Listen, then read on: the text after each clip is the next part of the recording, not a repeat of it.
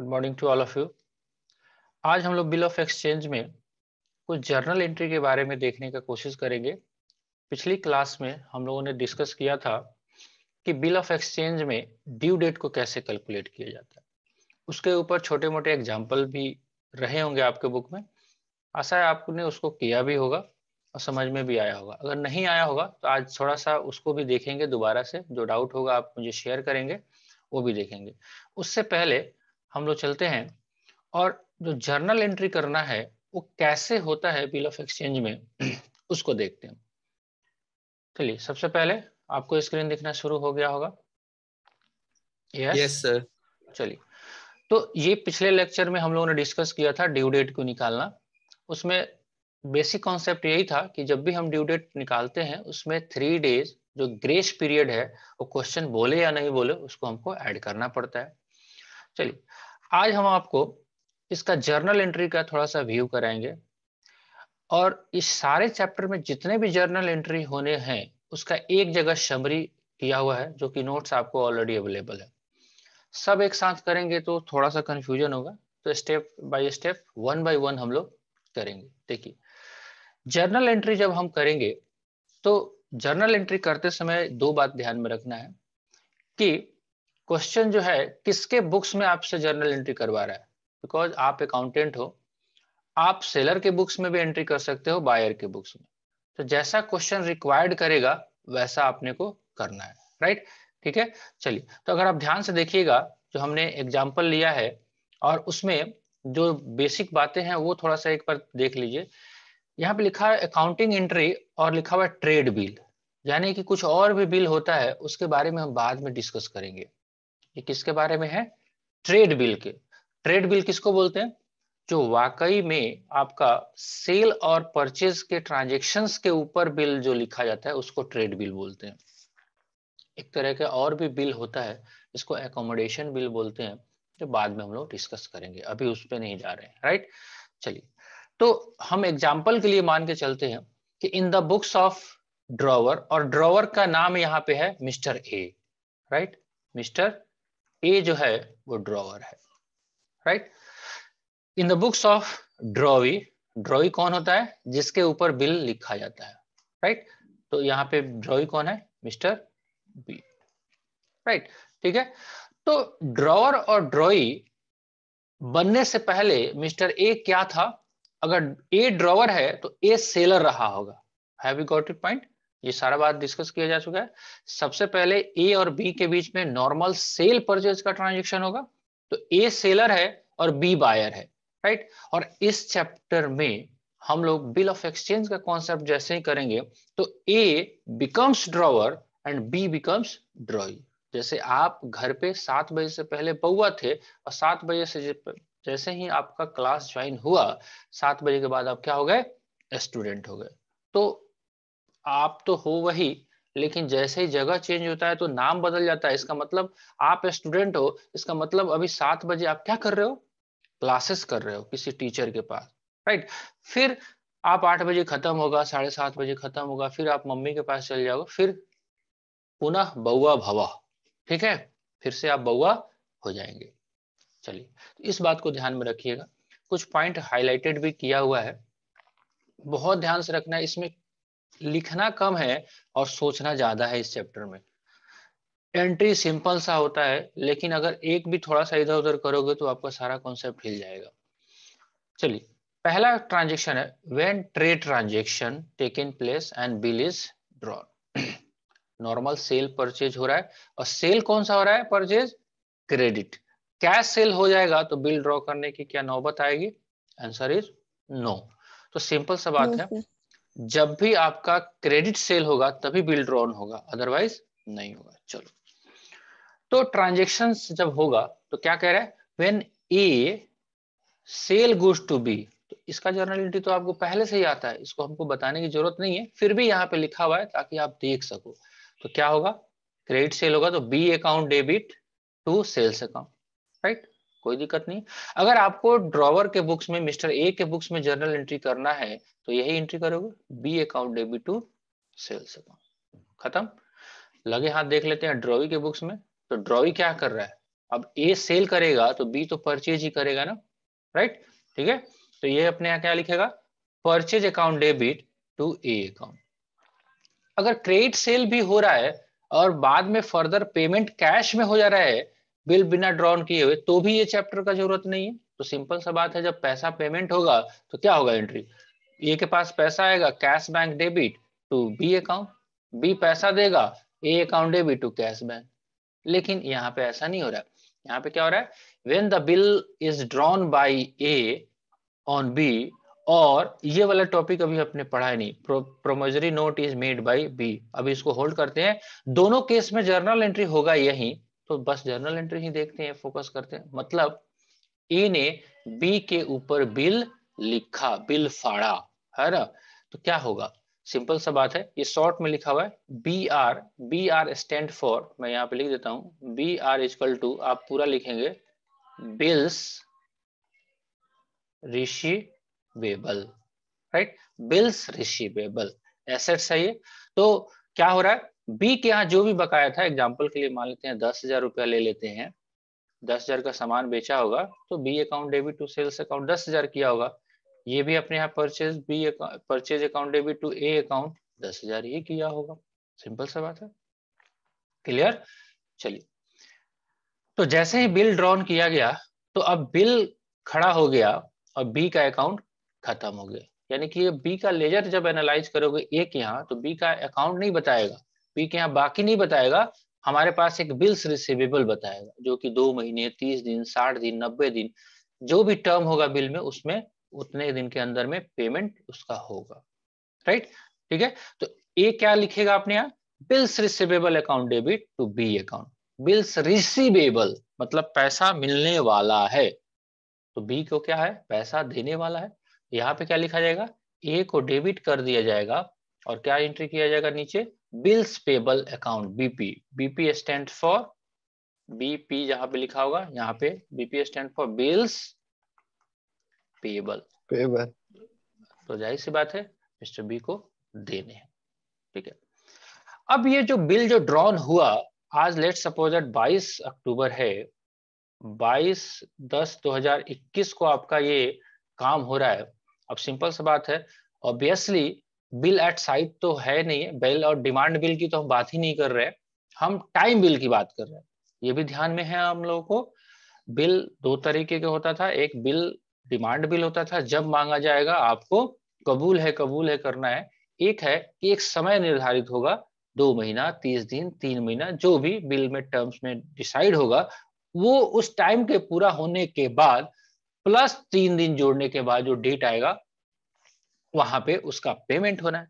अब पेमेंट होने से बीच में ये जो 3 महीने का पीरियड है, उस 3 महीने के पीरियड में जो ए के पास जो बिल पड़ा हुआ है, उसके पास 4 विकल्प है, 4 ऑप्शन है, क्या क्या, उसको थोड़ा सा डिस्कस कर लीजिए, तो ताकि आपको कॉन्सेप्ट समझ में आए। ये हालांकि डिस्कस भी किया हुआ था, राइट। देख रहे हो आप, मिस्टर आयुष जो सेलर थे, यहाँ पे अपने एग्जाम्पल में अब क्या है, ये इनका नाम है ए, और यहाँ पे जो तुलसी थी वो है बी, जो अभी हम लोग लिटरेचर पढ़ रहे हैं।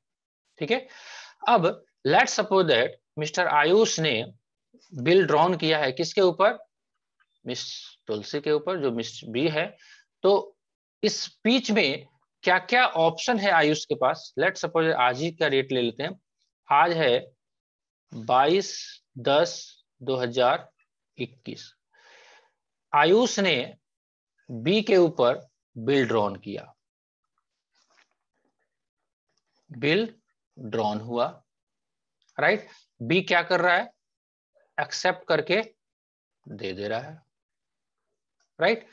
चलिए, अब बिल ड्रॉन होके एक्सेप्ट होके आ गया किसके पास, मिस्टर ए के पास। अब बिल में लिखा हुआ था कि मान लेते हैं 1 मंथ, 1 मंथ, तो 1 मंथ का मतलब सबसे पहले हम लोग को ड्यू डेट कैलकुलेट करेंगे, यानी कि 22/10/2021 को बिल ड्रॉन किया गया है, तो इसका ड्यू डेट कब होगा, थोड़ा सा निकाल ले, ये है 22 तारीख, और इसका ड्यू डेट निकालते हैं 1 मंथ,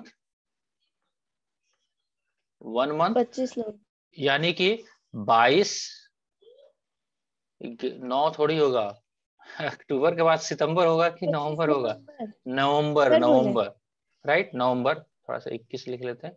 चलिए, 22 नवंबर 2021 plus 3 days, days of grace, 22 दिन 25 नवंबर 2021 ड्यू डेट होगा। अब 22 तारीख से लेकर 25 तारीख के बीच में जो 1 महीना 3 दिन का जो समय है, इस बीच में बहुत सारी घटनाएं हो सकती है। क्या क्या? एक तो ऑप्शन ये हो सकता है कि मिस्टर ए जो है इस पूरे पीरियड तक उस बिल्स को क्या करके रखे, होल्ड करके रखे, होल्ड या रिटेन्ड करके रखे मैच्योरिटी के डेट तक अपने पास। Option number 1, right. ऐसा भी हो सकता है कि ऑप्शन नंबर 2 में कि ये बिल जो है ए के पास पड़ा हुआ है, कहता है कि कहां हम 1 महीना के इंतजार करें। ये क्या करेगा, ए जो है वो चला जाएगा बैंक में। ध्यान से देखिएगा, सबसे बेनिफिट यही है।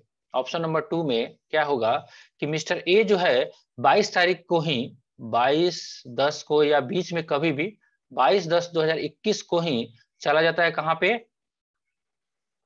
बैंक में, राइट। मान लेते हैं कैनरा बैंक।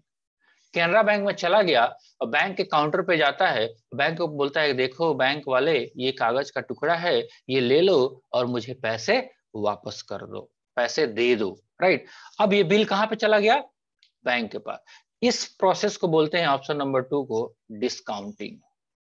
समझ में आ रहा है बात? Discounting of bill. ये मिस्टर ए के पास ऑप्शन है। मिस्टर बी को कुछ नहीं सोचना है, मिस्टर बी को 25 तारीख का इंतजार करना है। 25 तारीख आएगा, उसको पैसे देने हैं। लेट सपोज 10,000 रुपया लिखा हुआ था, 10,000 लेने हैं, देने हैं, ठीक है। बीच में एक कुछ भी ये सब काम कर रहा है, बीच में या तो वो रखा है चुपचाप 1 महीना तक इंतजार करे, सिर सोपता बने रहे, सबर करे, इंतजार करे। 22-25 नवंबर आएगा, बी पैसा देगा। तो जब बिल ऑप्शन नंबर 1 में रहेगा तो बी आके किसको पैसा देगा, ए को, क्योंकि बिल जिसके पास रहेगा उसी को पेमेंट होगा। ऑप्शन नंबर 2 में बिल किसके पास है? अब अगर बैंक से डिस्काउंट करा लिया गया है तो बिल किसके पास है, बैंक के पास। अब बैंक के पास बी जाएगा और उसको पेमेंट करेगा। इसको बोलते हैं डिस्काउंटिंग ऑफ बिल। अब आपका जो 10,000 का जो बिल है ना, जब लेके जाओगे ना बैंक में, तो बैंक वाला पूरा 10,000 का 10,000 नहीं देगा, वो कुछ कमीशन चार्जेस काटेगा, 500, 2,000, 500, 100, 200, जो भी बैंक का टर्म्स होगा परसेंटेज वाइज कटेगा जरूर। 10,000 में से बोलेगा 500 रुपया मेरा कमीशन है, 9,500 ले लो। तो ये उस पर भी तैयार है, इसलिए तैयार है कि जो पैसे 1 महीने बाद मिलने हैं वो आज मिल जाएगा, तो वो अपना काम करेगा, इसलिए वो जा ही रहा है डिस्काउंट। तो वो चलता है, चलो 500 रुपये कम ही आ रहा है, पैसा तो आ रहा है, तो पता चलेगा कि ब्याज के चक्कर में मूलधन ही गया, है ना। Option number 2। ऑप्शन नंबर 3 ये है कि सास भी तो कभी बहू रही होगी, है ना। ए ने बी को सामान बेचा है, तो ए के पास भगवान जी थोड़े दिए होंगे, ये भी तो कहीं से खरीद के लाया होगा। मान लेते हैं मिस्टर सी से इसने खरीद के लाया होगा, तो ए को सी को भी पैसे देने हैं, राइट। तो सी को जो पैसे देने हैं, वो सी को पैसे देने के बदले में ये बिल पकड़ा दे, ऐसा हो सकता है। This situation is called endorsement of bill. सब सिचुएशन आप लोग समझ में आ रहा है क्या क्या हो रहा है? First, retention of bill. Second, discounting of bill. Third, endorsement of bill. ये सब पे डिटेल में चर्चा करेंगे हम लोग। अभी फिलहाल थोड़ा सा टर्मिनोलॉजी समझना की कोशिश करना। एक और भी ऑप्शन है ए के पास, वो ना तो बिल को डिस्काउंट कराए, ना ही अपने पास रखे, ना ही सी को बेचे। इंडोर्समेंट का मतलब है बेचना। वो क्या करे, बैंक को दे दे कलेक्शन के लिए, क्योंकि ए के पास बहुत सारा बिल आता है, तो कहाँ उसके पास स्टाफ है ना। वो बैंक को ही अपॉइंट कर लेता है कि सर देखिए मेरे पास सैकड़ों बिल आते रहते हैं, मैं आपको देते रहूंगा, आप मुझे पैसा कलेक्ट कर करके लाते रहना। तो चौथा ऑप्शन भी है, जिसको बोलता है कि bill sent for collection. Bill sent for collection. तो सबसे पहले आपको सिचुएशन समझना पड़ेगा कि क्या क्या सिचुएशन हो सकता है। अब आइए, ये सिचुएशन जो है, देखिए यहाँ पे क्या लिखा हुआ है, action which can be taken by drawer. ध्यान से, action which can be taken by drawer after the receipt of acceptance of bill. Drawer के द्वारा बिल का एक्सेप्टेंस होने के बाद क्या क्या एक्शन कर सकता है वो देखिए।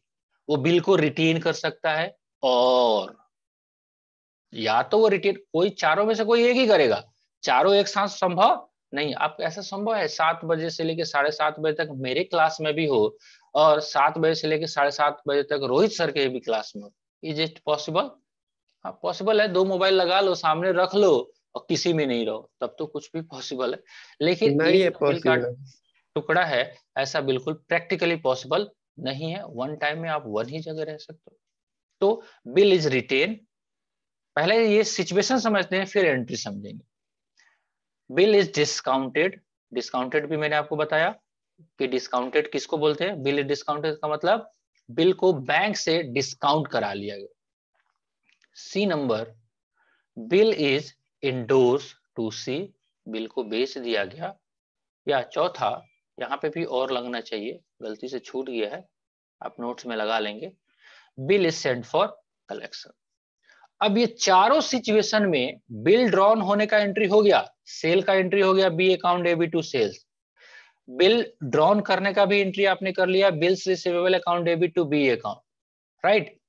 अब हो रहा है क्या कि भैया बिल जब हो गया एक्सेप्ट, उसके बाद से क्या क्या बिल को रिटेन करके रखा जा रहा है मैच्योरिटी डेट तक? तो रखो, तो रखने का क्या एंट्री होगा?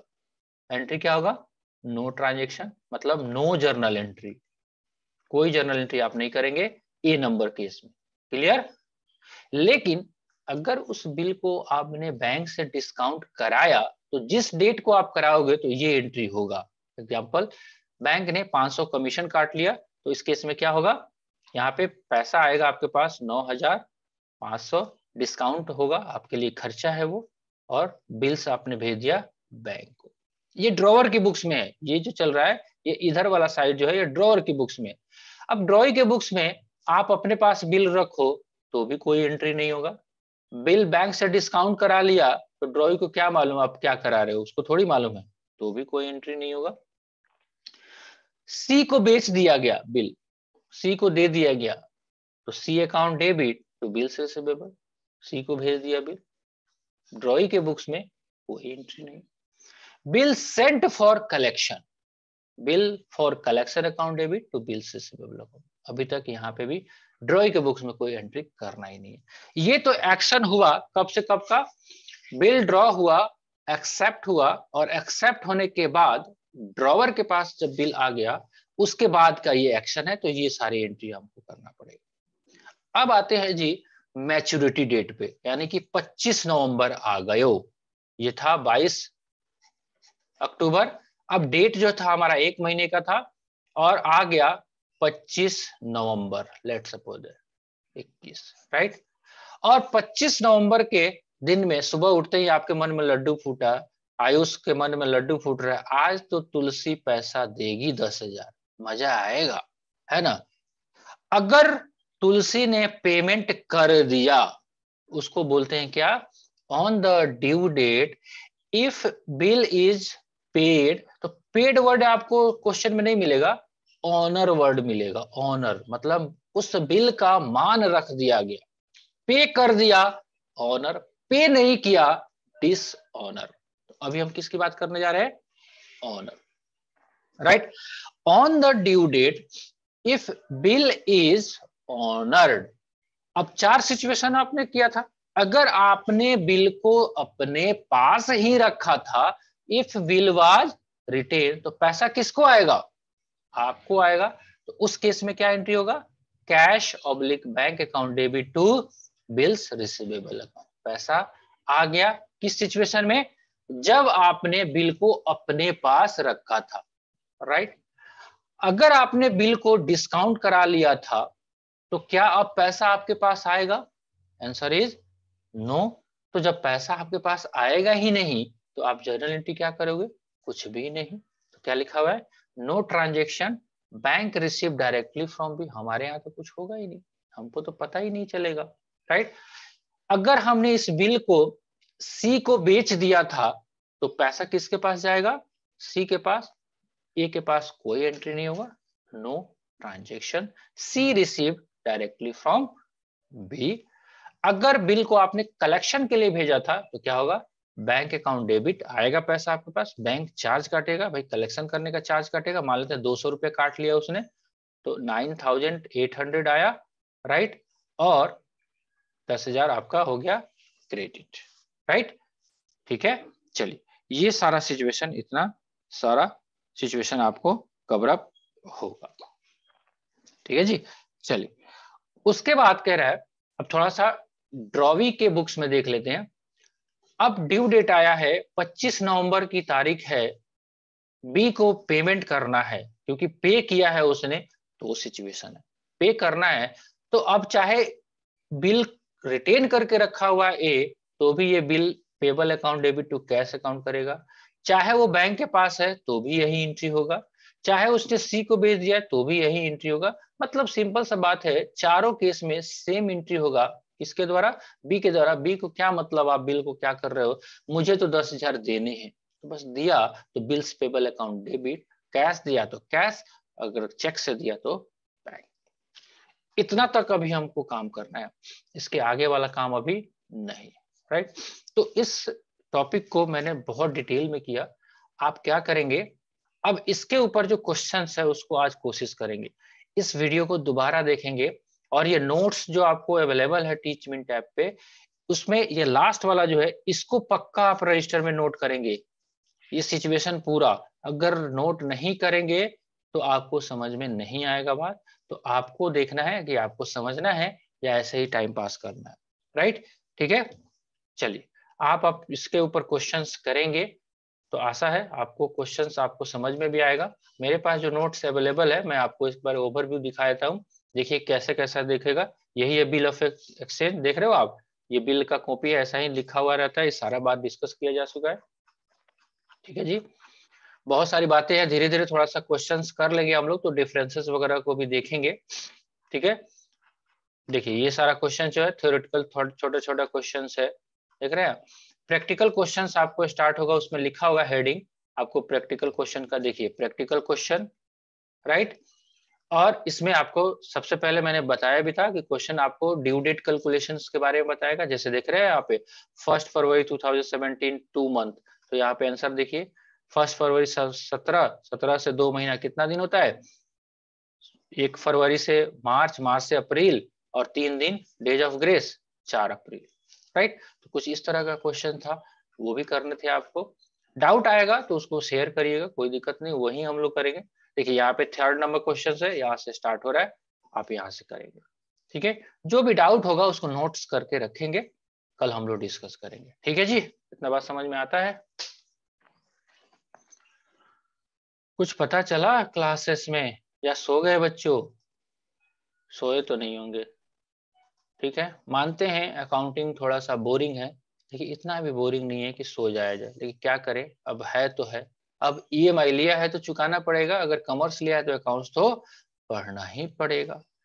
चलिए ठीक है, होमवर्क में करिए क्वेश्चन, आज से आपको इलस्ट्रेशन हो गया, तो क्वेश्चन एक प्रैक्टिकल क्वेश्चन कम से कम एक आज अटेम्प्ट करने हैं आपको, खुद से अटेम्प्ट करिए, होप सो बनेगा भी आपसे क्वेश्चन। ठीक है, नहीं बनेगा तो फिर हम कल की क्लास में डिस्कस करेंगे।